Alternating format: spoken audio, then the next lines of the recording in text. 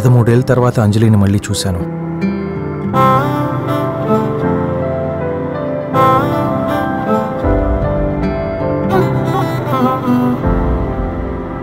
అంజలిని అలా చూస్తూనే ఉండాలనిపించింది. గుర్తుపట్టలేదా? గుర్తు కూడా లేనా?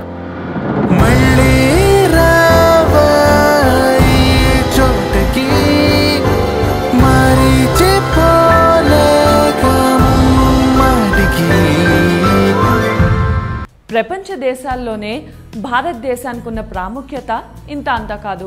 ప్రపంచంలోని రాజ్యాంగాల్లో ఇండియాదే అతిపెద్ద రాజ్యాంగం.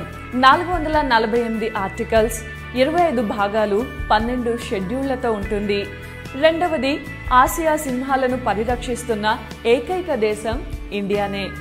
మూడవది, ప్రపంచంలో అత్యధిక శాకాహారులున్న దేశం కూడా మనదే.